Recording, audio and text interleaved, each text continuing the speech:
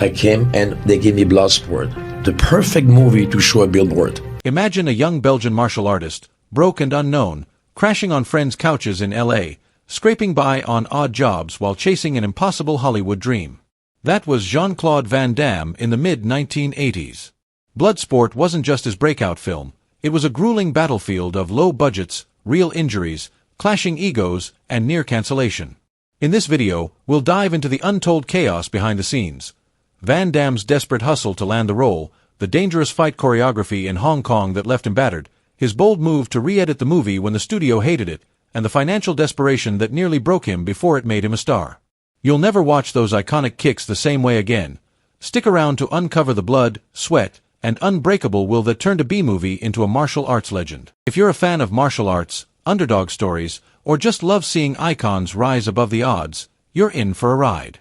Stick around till the end for some mind-blowing what-ifs and behind-the-scenes drama. And if this fires you up, hit that like button right now. It helps us bring more epic tales to your feed. But first, if you're new here, subscribe to Life Experience and join the adventure.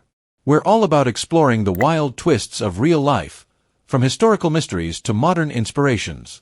Turn on notifications so you never miss a beat. Let's jump in. The Unknown Fighter. In the mid-1980s, Jean-Claude Van Damme was far from the action hero we know today. He was a 25-year-old Belgian martial artist, fresh off the plane in Los Angeles with no acting credits, no industry connections, and barely enough money to survive. Leaving behind his family and stability in Brussels, he chased a dream that most dismissed as delusional. Speaking broken English, he arrived with just a duffel bag, a pair of nunchucks, and photos from his competitive karate days, where he'd won European championships in full-contact fighting. For months, Van Damme bounced between friends' couches and the back seat of a beat-up car. He took any job to make ends meet, delivering pizzas, laying carpets, driving limos, and even bouncing at nightclubs, though his polite nature made him reluctant to eject rowdy patrons. Food was a luxury. Some days, he went hungry. Yet, through it all, he trained relentlessly.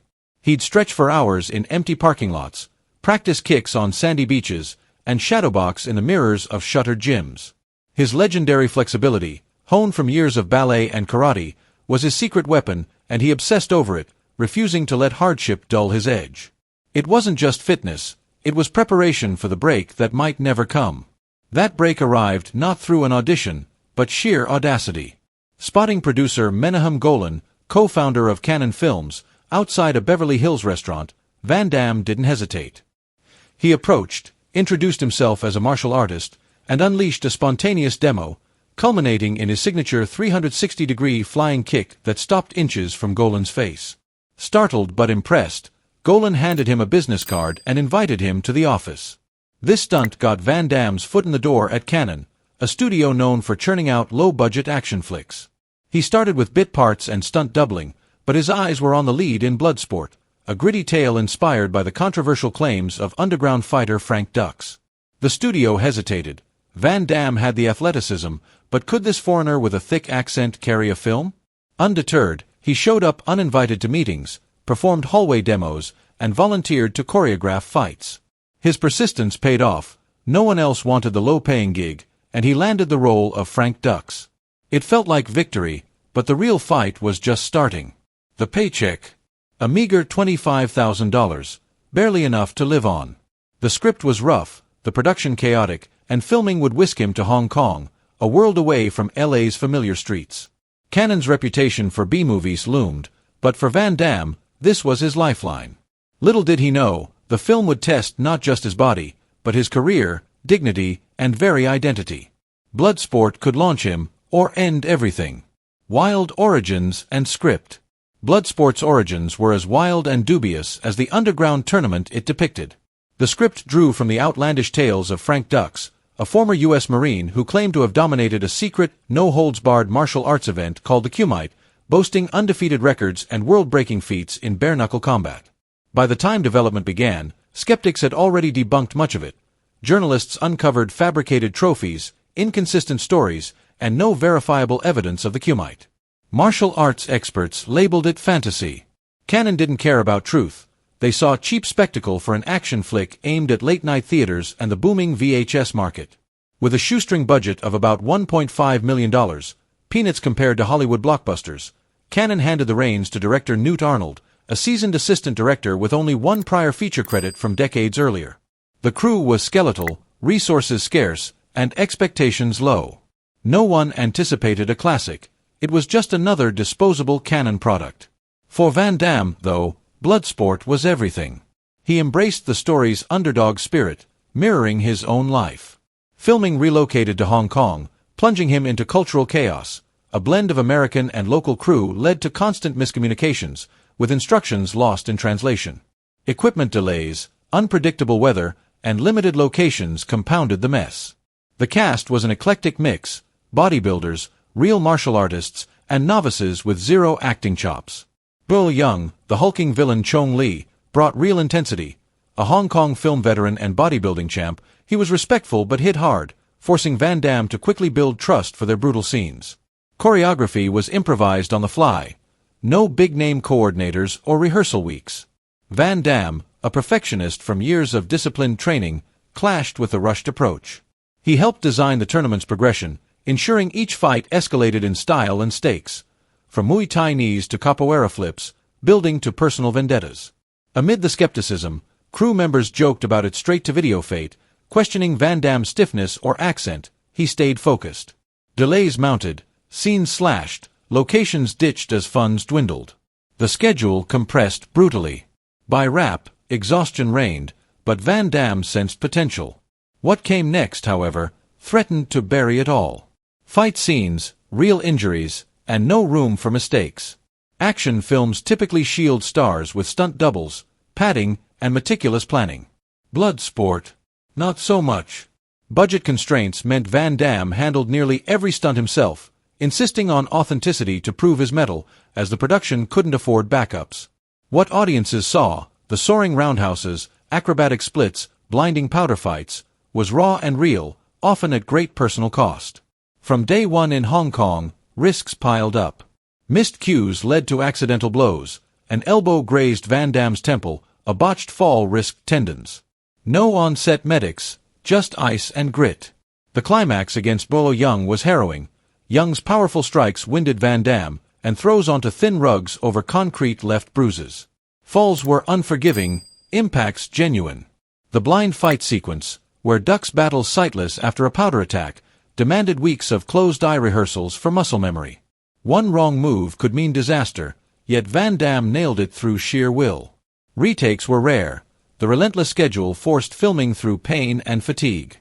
Van Damme even directed some choreography, innovating signature moves like slow-motion flying split kicks, not in the original script, but born from his desire to showcase flexibility without CGI. One such kick required hours of repeats until angles and timing synced, leaving his legs trembling.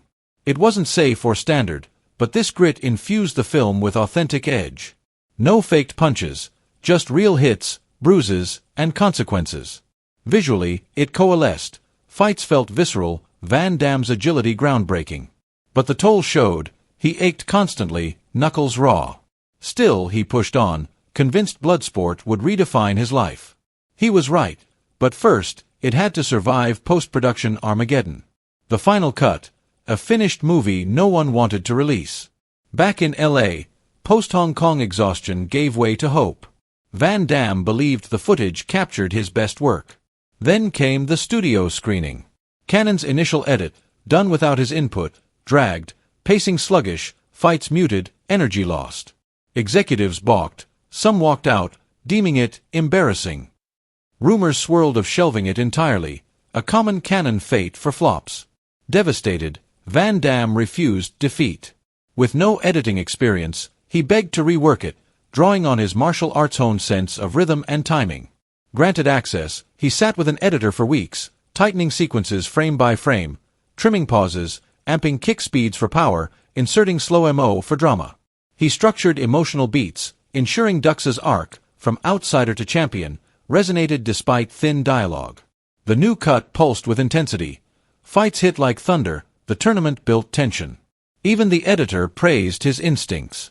Yet, skepticism lingered. Cannon eyed direct-to-video. A test screening changed everything. Audiences cheered the action, embraced the charm. Word spread, earning a modest theatrical release. For Van Damme, it was thrilling yet terrifying. Still broke, juggling odd jobs, with no safety net. Bloodsport's fate would decide his future. The truth most people don't know. Even after re-editing, Van Damme's nightmare persisted, not on set, but in life. As he later reflected, most people don't know how hard it really was making Bloodsport. The $25,000 paycheck evaporated fast, weighted by studio favoring terms. He returned to scraping by car sleeping, couch surfing, meal skipping to fun training. Injuries lingered, body in constant pain. Doubt eroded his spirit. Would audiences care? With minimal marketing, no agent, he was still the unknown Belgian. Van Damme hustled, hand-delivering VHS tapes to distributors, attending tiny screenings, demoing kicks in parking lots, echoing his Golan encounter. It was survival, not stardom, the unseen grind, emotional roller coaster, financial abyss. A battle without end, testing his core. Bloodsport hit theaters in 1988 with zero buzz, a low-budget underdog destined for obscurity. But VHS changed everything. Rentals surged, tapes copied, demand exploded. It became a cult hit, catapulting Van Damme to stardom. From broke unknown to action icon, it paved the way for films like Cyborg, $125,000 Payday, and beyond, influencing martial arts cinema. Yet, the bittersweet truth, few grasp how close it came to oblivion, or Van Damme's sacrifices, physical scars, financial ruin, unyielding pressure. Without Bloodsport, his career might never have ignited. What if it had been shelved? Let us know in the comments below. Thanks for watching this deep dive into the real story behind Bloodsport. See you in the next one.